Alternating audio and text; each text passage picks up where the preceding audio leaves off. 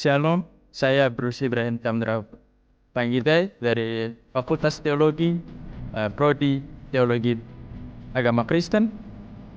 Saya akan membawakan presentasi bahasa Indonesia mengenai paragraf. Saya di sini akan menjelaskan mengenai paragraf dalam bahasa Indonesia. Yang pertama, mengenai pengertian paragraf. Paragraf merupakan bagian bab dalam suatu karangan besemangan, suatu ide pokok dan penulisan yang dimulai dengan garis batas. Paragraf merupakan saran, penuangan gagasan, perasaan, pengalaman penulis yang disusun dengan rangkaian kata yang runtuh dan satu kesatuan bentuk yang pada saat padu sehingga pemikiran itu dapat dipahami oleh pembaca dengan mudah. Sebuah paragraf terdiri atas sebuah gagasan pokok dan kalimat mengandung. Bagi penulis, gagasan pokok merupakan kalimat topik yang berposisi di awal, sehingga akhir atau penggabungan awal dan akhir berfungsi sebagai pengendali isi paragraf. Sedangkan bagi pembaca, sebagai puji untuk memahami ide penulis, gagasan pokok harus dilengkapi dengan kalimat penggabung atau penjelasan yang berfungsi menjelaskan dan menguraikan teks. Yang berikut adalah syarat-syarat paragraf. Dalam membuat sebuah paragraf tentu saja terdapat syarat dalamnya.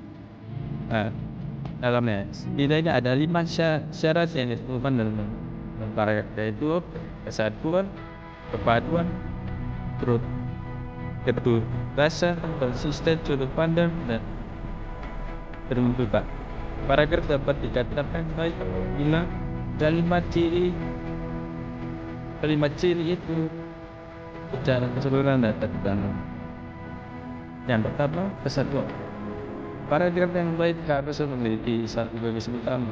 Artinya dalam paragraf itu terdapat beberapa gagasan tambahan atau kalimat penjelas, tetapi gagasan itu harus terfokus pada satu gagasan utama atau kalimat pokok. Sebagai pengendali yang dimaksud dengan kalimat pokok adalah kalimat yang berisikan masalah atau simpulan dari paragraf itu sendiri. Sedangkan kalimat penjelas merupakan kalimat yang berisi penjelasan masalah terdapat di kalimat pokok. Jika prinsip ini dipenuhi, paragraf telah memenuhi ciri kesatuan. Jadi kesatuan dalam sebuah paragraf hanya akan terbentuk apabila informasi-informasi dalam paragraf itu tetap dikendalikan oleh gagasan utama.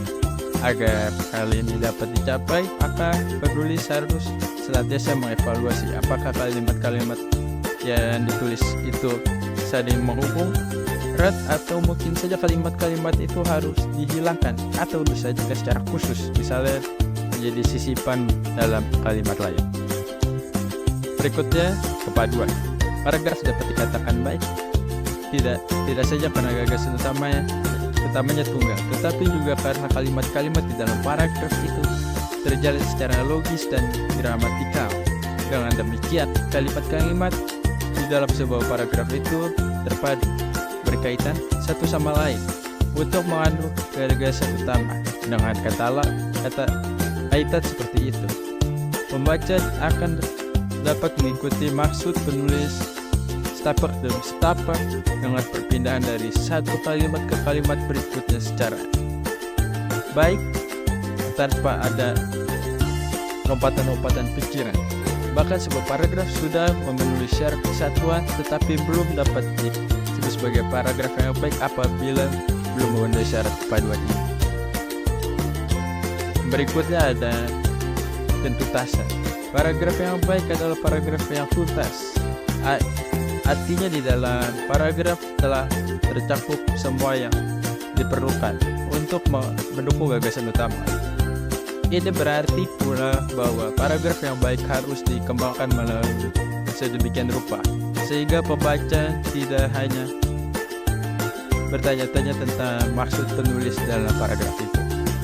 Berikutnya, keruntutan. Urutan penyajian informasi paragraf yang baik mengikuti tata urutan tertentu. Ada beberapa model urutan penyajian informasi dalam paragraf dan tiap-tiap model mempunyai kelebihan masing-masing. Model-model urutan itu adalah urutan waktu, urutan tempat, urutan umum atau khusus, urutan khusus urutan pertanyaan jawaban, dan urutan sebab akibat. Yang disebut kerututan pada dasarnya adalah penulis yang menyajikan informasi secara urut, tidak melompat-lompat, sehingga pembaca mudah mengikuti jalan pikiran. Umumnya paragraf yang menggunakan model urutan tepat, misalnya sebaiknya informasi tentang objek disajikan secara horizontal, seolah-olah pandangan mata penulis bergerak dari kiri ke kanan atau sebaliknya, atau juga dapat secara vertikal dari bawah ke atas atau sebaliknya. Yang penting adalah bahwa informasi yang disajikan secara beruntut berdasarkan dimensi ruang. Yang berikutnya, konsistensi sudut pandang. Sudut pandang adalah suatu teknik digunakan pengarang dalam menampilkan pelaku dalam ceritanya. Apabila ada tiga macam sudut pandang, yaitu sudut pandang orang pertama ialah pengarang menampilkan isi tokoh dalam cerita menggunakan orang pertama seperti aku, saya, beta, dan masih banyak lagi. Sudut pandang yang orang ketiga ialah pengarang menampilkan tokoh dengan menggunakan sudut pandang orang ketiga seperti ia, dia, atau nama orang, dan sebagainya. Dan yang terakhir, sudut pandang orang ketiga serba tahu, yaitu pengarang seolah-olah serba atau tahu, sehingga pengarang dapat mengumumkan segala tingkah laku dan pikiran semua tokoh. Agar sebuah paragraf dapat dipahami pembaca, penulis harus konsisten menggunakan sudut pandang tertentu dalam menggunakan gagasan. Yang berikut ada jenis paragraf berdasarkan letak kalimat topik. Yang pertama, paragraf deduktif. Paragraf deduktif adalah paragraf yang kalimat pokoknya berada di awal paragraf. Paragraf ini menyatakan hal-hal yang umum, kemudian dilanjutkan dengan hal-hal yang khusus di bagian akhir. Yang berikutnya adalah paragraf induktif. Paragraf induktif adalah paragraf yang kalimat utamanya berada di akhir paragraf. Paragraf ini menyatakan hal-hal yang khusus di bagian awal, kemudian diakhiri dengan hal-hal yang umum di bagian akhir. Yang berikut adalah paragraf campuran. Paragraf deduktif induktif adalah paragraf kalimat pokok berada di awal dan di tengah, kemudian di akhir paragraf. Paragraf ini menyatakan hal-hal umum yang atau luas di bagian awal, kemudian dijelaskan hal yang khusus di bagian akhir. Hal yang umum itu ditegaskan kembali di bagian akhir. Yang berikutnya adalah paragraf naratif. Dalam paragraf naratif, kalimat dalam paragraf itu terintegrasi secara baik dan menggambarkan pikiran yang terdapat dalam paragraf itu. Semua kalimat merupakan satu kesatuan isi. Satu kalimat pun tidak boleh sumbang atau berbeda. Yang berikutnya adalah jenis paragraf berdasarkan tujuan paragraf argumentasi. Paragraf biasanya menentukan gagasan dengan memberikan alasan yang kuat untuk menyajikan pembaca. Ciri-ciri bersifat non-fiksi atau ilmiah, meyakinkan orang lain bahwa yang dikemukakan adalah benar, dilengkapi bukti-bukti berupa data, tabel, gambar, dan sebagainya, lalu ditutup dengan kesimpulan. Biasanya penulis menggunakan kata-kata seperti terbukti, buktinya, contohnya, akibatnya, dan misalnya. Yang berikutnya paragraf eksposisi. Penulis paragraf ini berusaha memberikan tambahan informasi kepada pembaca mengenai suatu yang disajikan secara akurat. Informasi yang ini bersifat tidak memihak dan tidak berusaha mempengaruhi pembaca. Informasi yang disampaikan biasanya merupakan jawaban atas pertanyaan tentang apa, bagaimana, mengapa, dan kapan.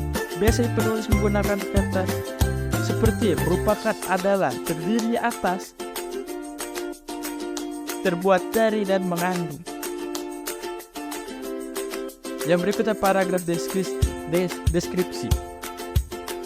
Penulis paragraf ini berusaha menggunakan suatu objek sejelas-jelasnya dengan cara terperinci. Pembaca dikondisikan seolah-olah berada dalam suatu ruang sehingga dapat merasakan, mendengar, melihat, mengenali setiap sudut ruangan itu secara mendetail. Penulis menggunakan dimensi ruang dengan memanfaatkan kata-kata seperti di sebelah kiri, sebelah kanan, bagian atas, bagian belakang, dan banyak hal. Yang berikut ada paragraf narasi. Penulis paragraf ini berusaha memberitahu pembaca mengenai sesuatu yang dialaminya atau dialami orang lain.